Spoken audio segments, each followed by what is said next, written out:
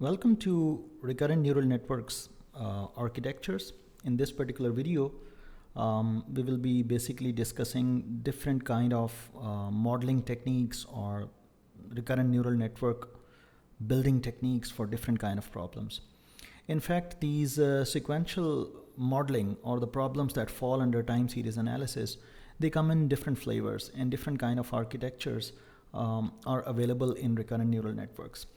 And in most of the cases, the architectures that we are going to discuss in this particular video, one of these architectures will fit in one of the problems. So whatever problem you come up with in time series analysis, the architectures that we are going to discuss, one of these will fit to the problem. So it is important to know what kind of standard architectures are there to build a recurrent neural network for different kind of sequential modeling. So let's dive in. In this particular video, I'm going to actually make things very concrete in terms of what do we mean by length of input and varying size of inputs and outputs and stuff like so. And I'll explain these kind of stuff using different examples. So for example, let's take an example of video summarization, video summary. So the problem is you're given a video clip and your goal is to generate a text that summarizes or describes the video. Much like image captioning, but here you can think of, like, rather than image captioning, we have a video captioning problem. So here, let me describe video 1 as X1, that's video 1.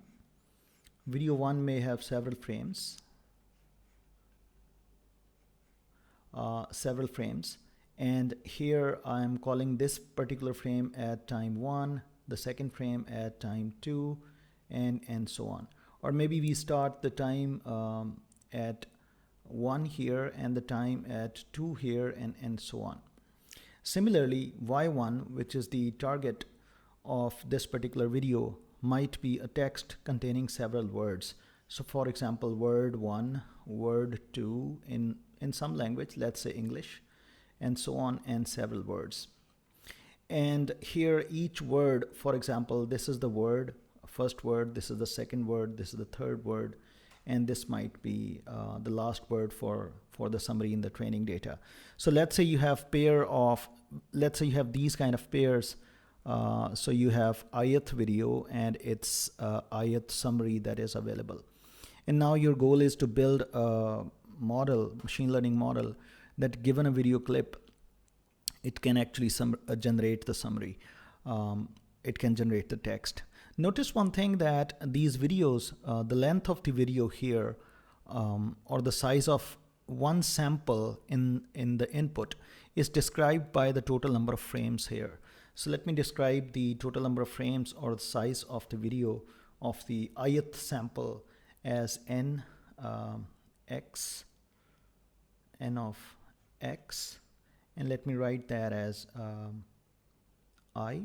So this is the total number of samples in the ith, total number of frames in the ith video, and similarly n of yi is the total number of words in the target for the in the summary of the ith video.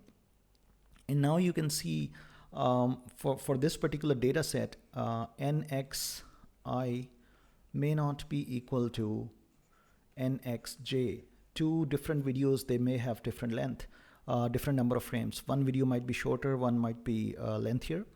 And similarly, the summary, the description, effective description, that may also be different for different kind of sequences. So in this particular problem, when I talk about the length of the input, I really refer to this particular number. The length of the input here, I am talking about the total number of time steps involved in one sample, which in this particular case is the total number of frames. The length of the output, when I say length of the output, that means the total number of time steps involved in the output, which in this particular case is the number of words.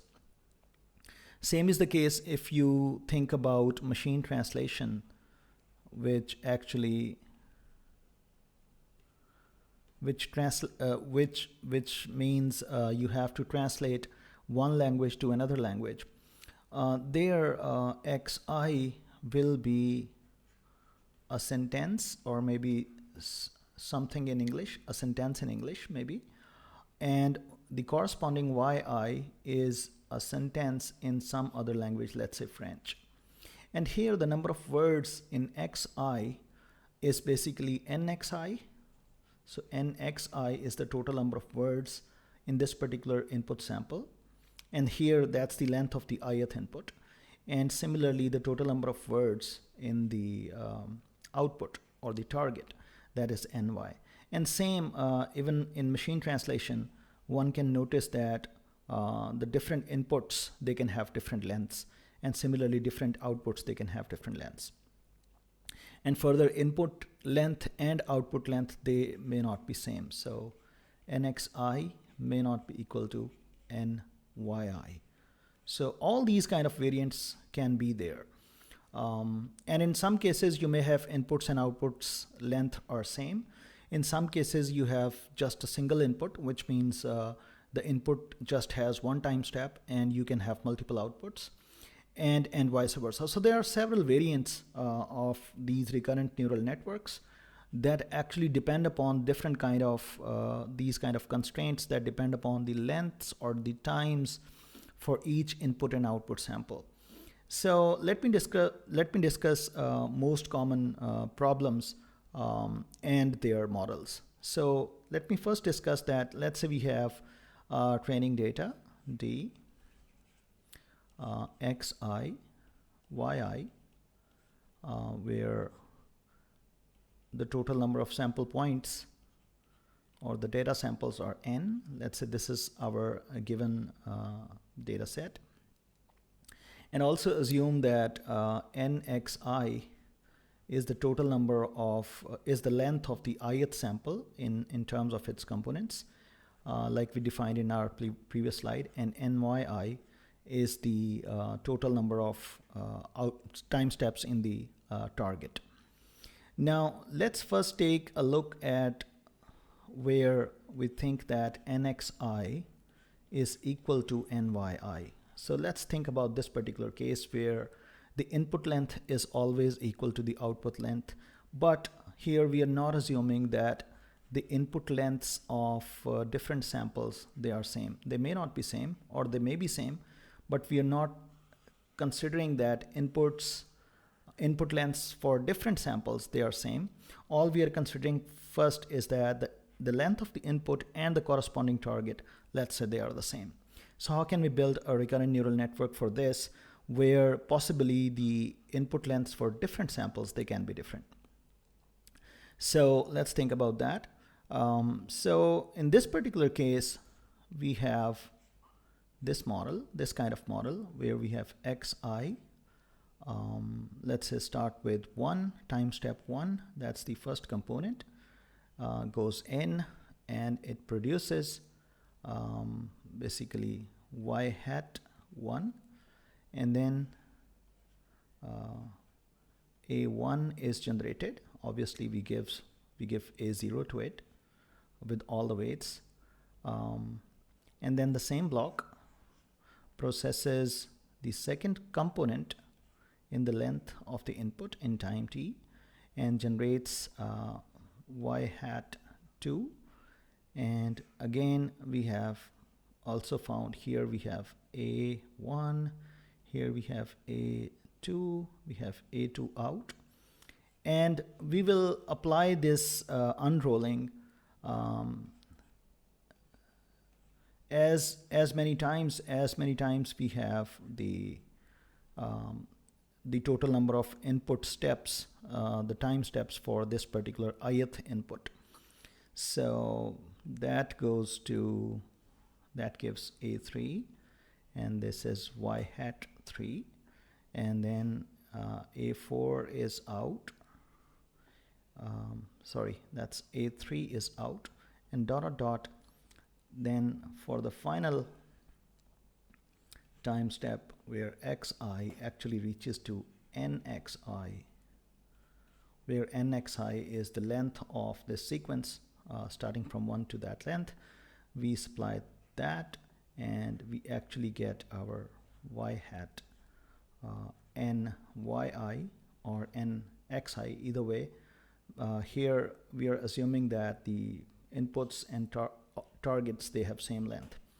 So that way you unroll this. For ith example, you unroll this recurrent neural network, you unroll this network the number of times the same, that is equal to the number of time steps that are there. For jth example, you may have a different number of time steps, the number of components may be different. And for that, you unroll the same neural network those many times. So for different lengths of inputs, you can use the same model, but just by unrolling different number of times depending upon the lengths of different inputs.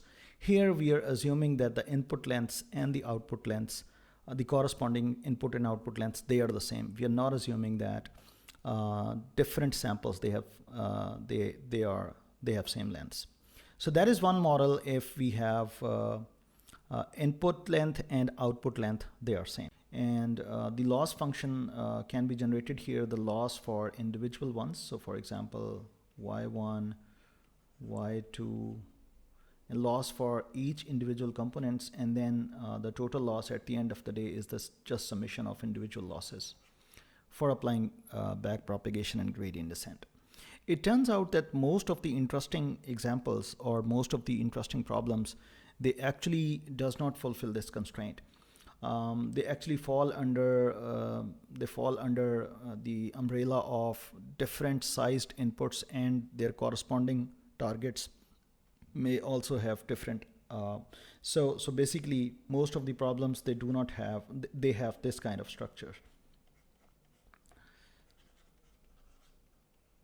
So although the input lengths, different input lengths, they may also be different, but the input and the output, the target, they both have different kind of lengths. So what we can do in this kind of scenario? So let's take, for example, an example of activity recognition, in which the input is a video. So the ith input, let's say this is xi, that's a video containing a lot of frames, but the output is just a category. It belongs to a set of categories, maybe 0, 1, 2, and let's say 10, if there are 10 different categories of activities, actions, let's say, or 11 categories of actions. So now, so if you see here, if we have 11 different actions, here the basically the length of every input is exactly 1, because the target always is just one number. It is not several numbers in a sequence. So this kind of problem, if you see, although different video clips, they have different lengths. So the number of frames in ith video may be different than the number of frames in the jth video. For example, your 10th video may have 100 frames. Your 20th video may have 50 frames and stuff like so. But all of those, they have just single target. The target value may be different from 0, 1, 2, or 10, maybe from these 11 actions. But every target is just one number. Maybe, for example, n of yj, that might be 7, but at the end of the day, this is just one number. So here, the number, sorry, this is not n of yj is 1, yj maybe 7, but the number of the length of this target is always 1. It is just one number. So how can we model this many to one architecture? Well, one powerful way of generating this kind of model is the following. So let's say you have this as, let's say, let me start this with at, let's say, time t minus 4, let's say. This is obviously the ith video, so let me write I here. That is going there. Now, rather than producing activations from here, which are required for outputs, we are not giving the activations to the output unit until we reach the last frame here. So we give t minus 4 to the next. So then we have xi t minus 3 going there, and then the activations are flowing t minus 3, and then dot dot dot we reach to xi, the last frame, which is the nxi. We reach there, and there we actually produce the activations, which are a n xi. Let's say we have 100 frames of ith video, then this nxi will be 100, which means this can be replaced as xi of 100, and this can be replaced as a of 100. And now at this particular location, we will produce that and give that to an output unit, maybe a softmax unit, which actually produces yi hat. And the loss is generated here, and the back propagation and all that stuff that we will see in the next module will continue from here onwards. So the model really is a left to right model. If I just plot the activations flow, so this is the input, that is the activation, that's the input.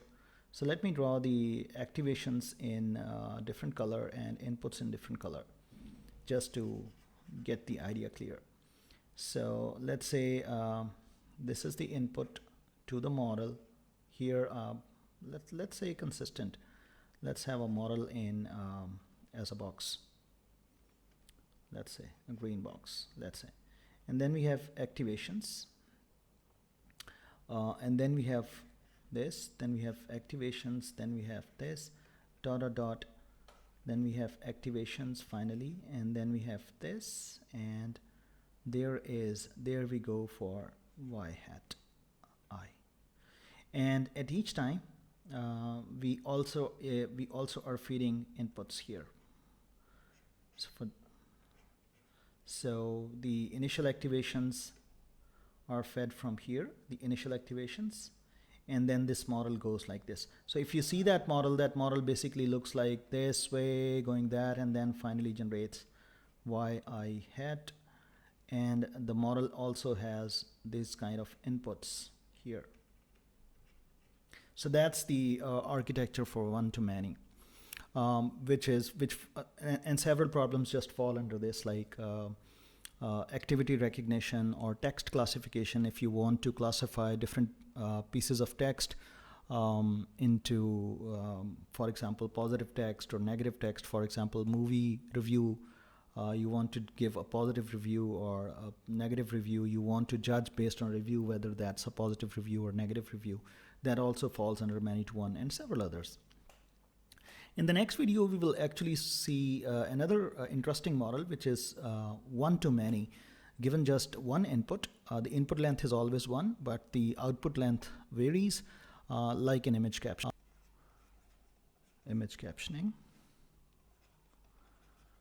Where the input and output pairs xi and yi, they have the following characteristic, that input xi is always an image. That's a single image. And the output is basically the corresponding target is basically a lot of text. And the number of words for different instances, they may change. So for example, the number of words or the length of the target for ith sample may not be equal to the number of samples for the number of words for the jth sample. And here this not equal to is not strictly there. I mean, they may or may not be equal, but there is no restriction that they are always equal. More importantly, the length of xi in terms of the number of images is always 1. So each sample has only one image, and then for the corresponding target has so many words. So what kind of, how can we build a recurrent neural network for this to solve this kind of problem? So let's focus on this particular problem. So here again we have our network that receives xi, and because there is no time reference in the input, we do not write a t here because that's only one instance per sample.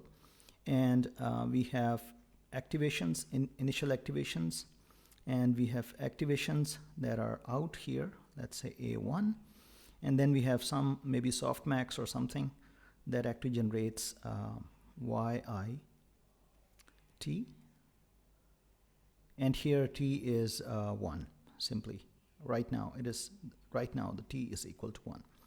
Now what happens really is, for the next time instant, we do not give any input to the system because there is no longer another input instance.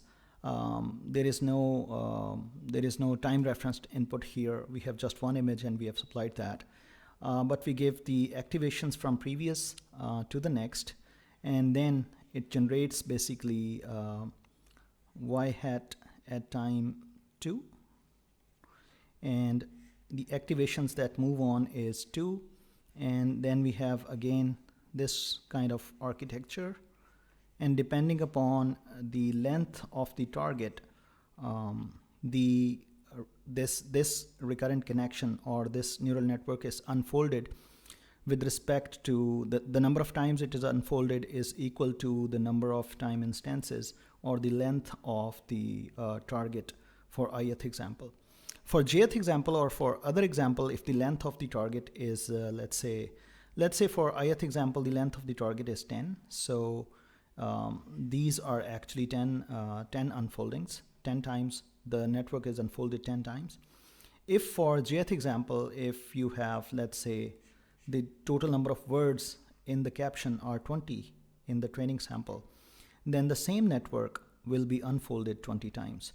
So for different examples with different number of different lengths of outputs, the network is unfolded in that way. So pictorially, if we represent this kind of architecture, it looks like the following. That's the input, and then you give outputs always. Obviously, these are activations that are flowing this way, and these are the outputs that the network is doing. Okay, in one of our previous videos, we saw a many-to-many architecture, but there we focused on a constraint that the number of inputs in time, the length of the input sample I is the same as the length of the target sample, ith target sample. And there the network looked like the following. So xi, t, a model, and then we have here yi, t, and then we have a recurrent connection that is going inside. In many applications, however, the length of input sample and the length of corresponding target, they are different. Again, we are not assuming that the length of all input samples, they are same. The length of different input samples, they might be different, but here we are focusing on a different kind of dissimilarity between the lengths, where the length of the input sample I is different than the length of the target sample I. And in these kind of problems like machine translation, for example, machine translation, where you have an English sentence, for example, that contains some words, let's say 10 words in a sentence, and the corresponding French sentence, for example, may contain, for example, 15 words, and maybe another English sentence that contains, for example, 12 words, and the corresponding French sentence may contain, let's say, 6 words.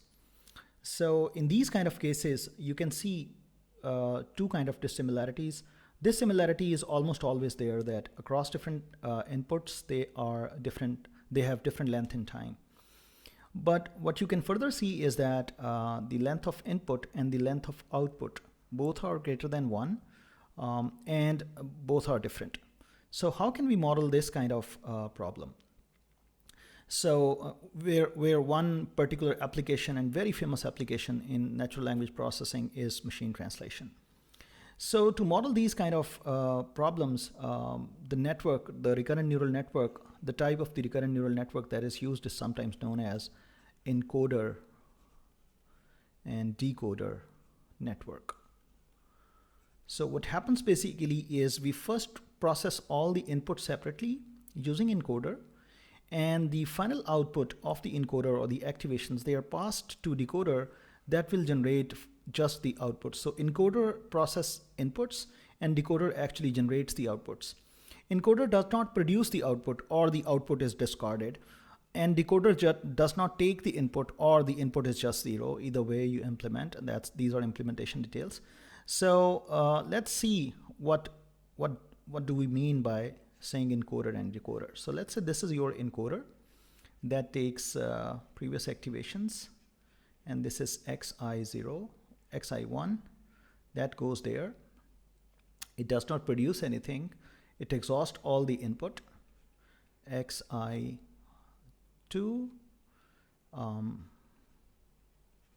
and so on. So finally it actually produces it actually processes xi10. Let's say this is xi, and let's say this is xj. Similarly, this is, let's say, yi, and this is yj, let's say.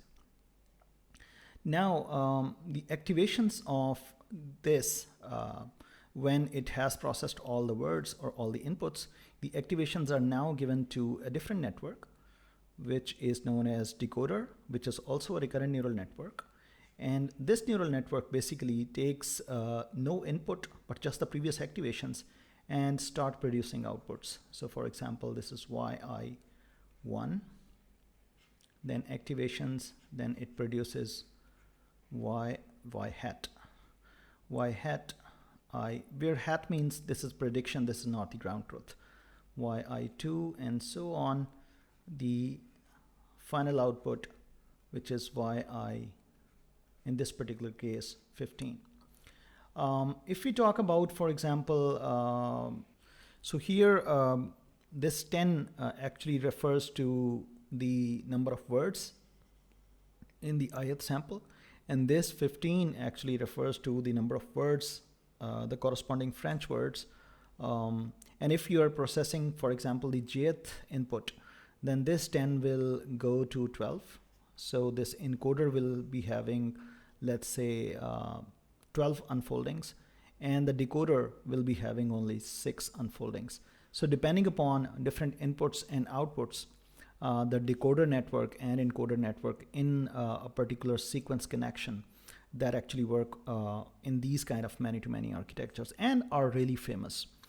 Although there are a lot of details inside how people implement these using machine translation, what kind of recurrent modules that are there, are these hidden layers, are just simple? What if we have more than one hidden layers and all that? There are a lot of improvements on this simple basic idea.